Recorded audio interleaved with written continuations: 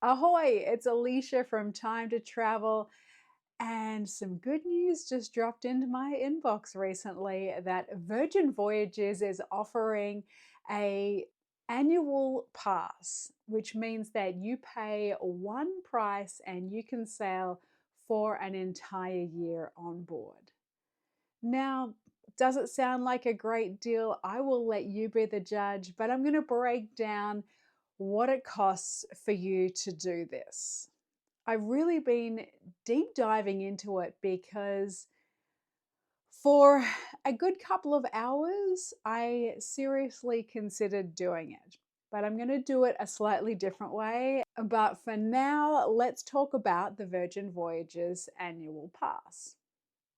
The Virgin Voyages annual pass, look, it isn't cheap, but it's not a cheap cruise line.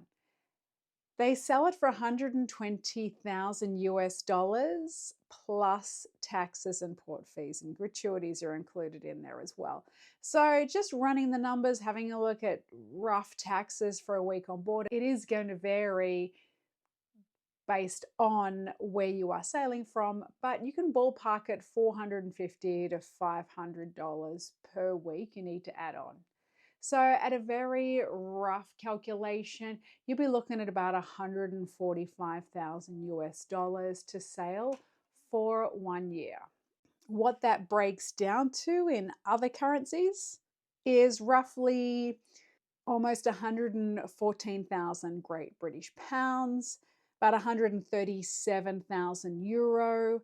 Australian dollars is almost 227,000, and Canadian, you're looking at about $205,000. So look, it's not a cheap excursion, but for somebody who could sail year round, it may actually be a good deal. This is actually the cost for two sailors, but the restriction is that this pass is sold to one person. So they have to be on every single sailing. So to really maximize it, you do need to be on for 52 weeks of the year. You can sub out your second sailor for somebody else. You can get a slight tax break if you are going to do it as a solo, meaning that you won't pay taxes for the second person. You can add a third or fourth into the cabin for a fee as well. And you do get some inclusions.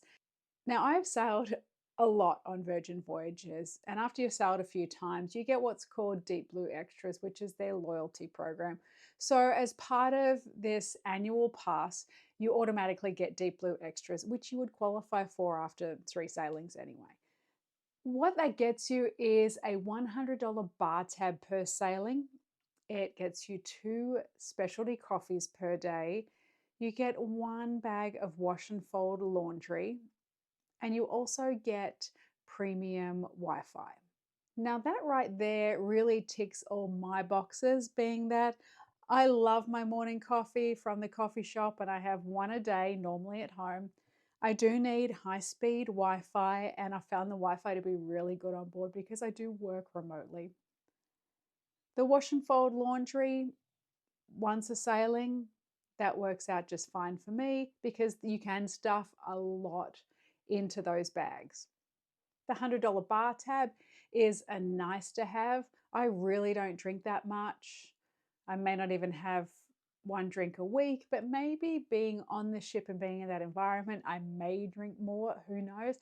And if I don't, I would just purchase a bottle of wine or a bottle of champagne through Ship Eats, have it delivered to my room, and then I can gift it or I can drink it at my leisure. So really the bar tab won't completely go to waste. There are other times on board that you do get free sparkling wine. That would be at Sail Away on the pool deck, also at the loyalty cocktail reception. And if you do manage to get into some of the secret parties, they do have some drinks in there as well. What I love about Virgin, and the reason why I think it's probably the only cruise line that I would sail with for an entire year, is their health and fitness setup. They have great classes, they have a great gym. There is so much of a health and wellness vibe on board that I would really enjoy that. And also the food. And I don't think that I would get sick of eating all the food on board the ship because it is really right up my alley. I think I would probably even eat more at the galley, being that because you're going to be on for so long, there's really less urgency to go and hit all of the dining venues every night that you're on board. So I would probably take advantage of that a little more. Now, there's one or two other alarm bells that come with this, being that to pay for it, you actually have to wire transfer. So you can't put it on a credit card and get the travel insurance protection that you may have on your credit card. Also, if something went amiss, there is no opportunity for you to charge back because a wire transfer is essentially just like giving them cash. There are no refunds with this as well, so you really need to be certain that this is something for you. Now, I have read through the terms and conditions quite thoroughly. You are given a sea terrace, but potentially you may also be placed in a central sea terrace or a limited view sea terrace. You may not be able to stay on board for certain voyages. For example, I know that there are at least a couple of charters on. There is an Atlantis charter on board. There is also the World Poker Tour that charters the entire ship. So you can't actually stay on the ship. Basically, every cabin is sold to a third party and then they sell the cruise. So you potentially could stay on if you were to book a cabin on the Atlantis charter. You potentially could stay on board the ship, but it had to be something that you are into or is relevant for you. And that would be at an additional cost. So this particular offer, you can't use it with any other specials, being circles, first mates rates, any casino promotions or access keys, MNVVs. So it is just a straight cabin booking with no extra perks from those areas. But you can participate in the level up program. So if you do want to become a rock star every now and then, you can certainly bid for those upgrades. Virgin Voyages also reserves the right to modify this offer at any time. And should the annual pass offer be withdrawn or suspended such that one's booking is affected, the refund of money submitted towards the offer shall be the sole remedy. So if for some reason they're going to cancel this, they will probably give you back a prorated rate, but no other compensation. So if you were basically to be kicked off the ship because this is no longer going to run and you have rented out your house or your property for 12 months, you would have to find somewhere else to go and you wouldn't be given any additional compensation by the cruise line. The purchases of the pass do have to be 21 years or older. So when I say you can sub out your second sailor, they do still have to be an adult because this is an adults only cruise line. I did mention that for a couple of hours I did seriously consider doing this, but with the way my work schedule is for 2025, I would need to be off the ship for around about 16 weeks, so it really wouldn't make it good value for me. However, the idea that I am toying with right now is to do 4 months on board Virgin Voyages, and I have a way in which I can bring the cost of that down a little. And through that 4 month period, I would only need to be off the ship technically for 1 week, but with some travel days either side. So I could almost do an entire 4 months. And in fact, what the plan is for this is to hit all 4 ships in the 4 months that I am able to do this. Now, living on board a cruise ship, it is not a new concept. There are already residential cruise ships that are sailing around the world, most notably one called The World, which I've been obsessed with ever since I did my first cruise. And in fact, it was from doing my first cruise that I decided I wanted to live on a cruise ship. So I went and got a job on board a cruise ship. So I do know what it's like to be on a ship for 6 months at a time, albeit in a slightly different capacity in that I was working almost every day. Another residential cruise offering at the moment is Villa V Odyssey, that is currently sailing around the world. Basically, you purchase a cabin on board and then pay quite a substantial monthly fee as well. There are pros and cons, I guess, to being on a residential cruise ship as opposed to a regular passenger ship, in that for me to be on Virgin Voyages full time as a passenger, but still having a remote job that I needed to work at, I would need to be quite mindful of the fact that I could get neighbors every week that are there in party mode. They're on their once a year vacation and they are there to live it up. So it may not be the quietest place at night. It may not be the most restful sleep. There are certainly cabins on the ship and areas on the ship that you can choose that will be a little quieter than others, but you really can't pick your neighbors. And I guess that is also the same for a residential ship. Probably the downside of that being if you have bad neighbors, you have them for the entire time because you've bought a cabin on there and you live with them.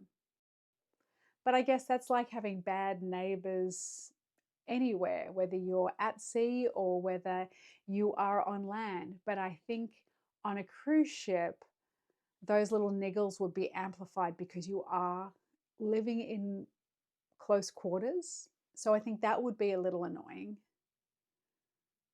The other thing that might be annoying, I guess, for me, living on a ship like Virgin Voyages, look, they're not always full. I have been on some sailings where they were 35% full, and it was absolute bliss, just purely because you didn't have to line up for things. You weren't, dodging people. There weren't endless lines at the galley. But I've also sailed on them when they have been almost completely full. And it was kind of a nightmare. I mean, I do love Virgin Voyages, but the nightmare being people didn't understand the concept. So they were still doing things that you would do on a regular cruise line. And that's just not what Virgin Voyages is. So there were these endless lines in the galley for food when you can just sit down and they will come and take your order and get it for you. So you were kind of dodging people. It was a minor annoyance, really, because I guess I was really only going to the galley for breakfast and maybe some lunch. The advantage of sailing full time on Virgin Voyages or just being back to back is that because you don't get off the ship in between sailings, you are actually still on there and you can book all the fitness classes and all the things that you would generally have to wait until you were on board to book as a regular sailor coming on. You have access to all of that. So if you've sailed Virgin Voyages before, you may know that sometimes it's hard to get into the bungee class because it is so popular and there are limited spaces. If you're doing back to back, basically as soon as you check in again for your next sailing, which is done, 10:30, 11 o'clock in the morning, once the other sailors are off, bang, you can straight away start booking those things that the other sailors can't because they are still waiting at the port, waiting to check in.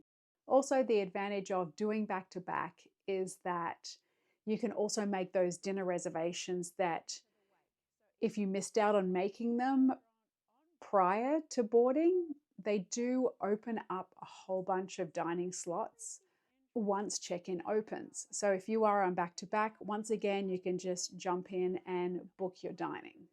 As part of this 12-month access pass, you could stay on the same ship or you could bounce between all of the different ships.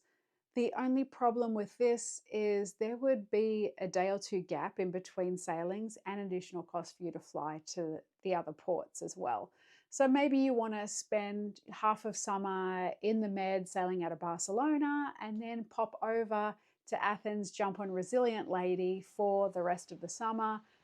Maybe do a transatlantic back to the US, do some sailing out of Miami, do some sailing out of San Juan, go through the Panama Canal on Brilliant Lady when she launches, and then do some West Coast and Alaska cruising. So there are a lot of options for you there.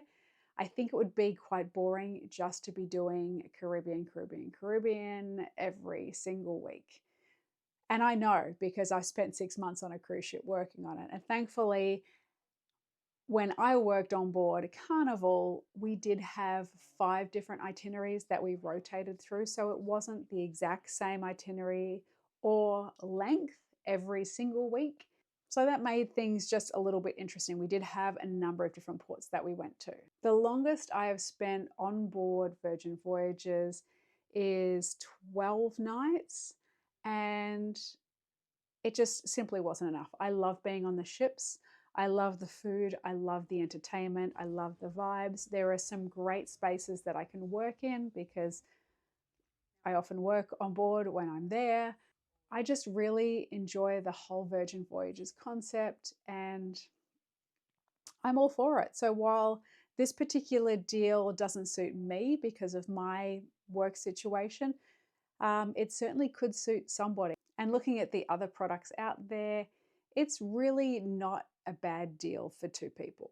Drop in the comments below if you think this is a good deal, if you would do it. Or let me know if you have done a world cruise before. I'd love to hear about it. If you're finding this video interesting and helpful, it would really help me if you gave me a thumbs up. Yes, a like, subscribe, and hit the bell for notifications if you want to see more about what I do on cruise ships. I hope you found this video helpful. You can check out more of my videos here. Thank you so much again for watching, and happy cruising.